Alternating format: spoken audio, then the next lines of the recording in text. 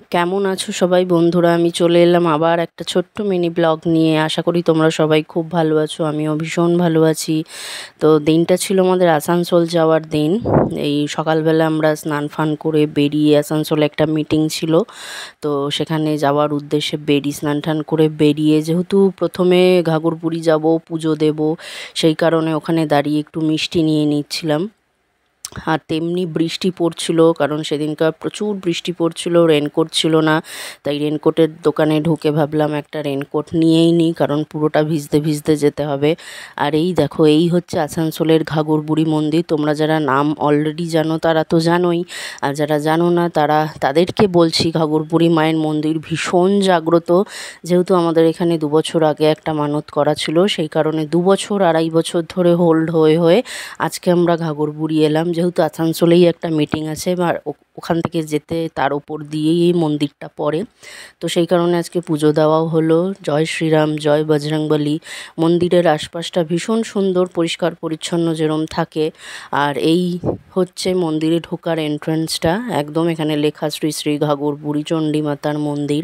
তো আমরা পুজো টুজো দিয়ে ডালা কিনে দেখতেই পেলে পুজো টুজো, ওখানে আর ভেতরে ক্যামেরা অ্যালাউ নেই বলে আমি মায়ের ছবিটা তুলতে পারিনি, ভিডিওও করতে পারিনি। এই হচ্ছে পুরো মন্দিরের বাইরের চত্বরটা, এখান থেকে পুরোই মেন মন্দিরে যাওয়া যায়। এই যে আমার পুজো দেওয়া হলো, পুজো টুজো দিয়ে এবার যেই দোকান থেকে আমরা ডালা কিনেছিলাম এবং গাড়ি রেখেছিলাম, তোমরা তো জানোই পুজো মানেই পান্ডারা ধরে পুজো দাও, পুজো দিন করে ওদের কাছ থেকে সব নিতে হবে, ওখানে গাড়ি রাখতে হবে।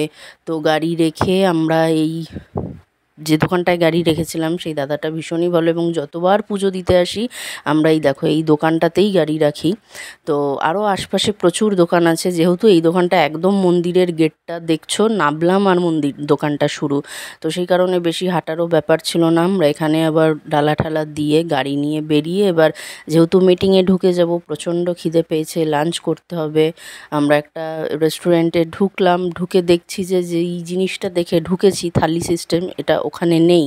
তো আবার এখান থেকে জিজ্ঞেস করলাম, বলল নেই। বেরিয়ে গিয়ে দেন আমরা নেক্সট একটা হোটেলে ঢুকে দেখো এখানে সমস্ত রকম থালি পেয়েছি, ডাল তরকারি পাঁপড় চাটনি পায়েস যা যা থাকে একটা ফুল থালিতে পেয়েছি।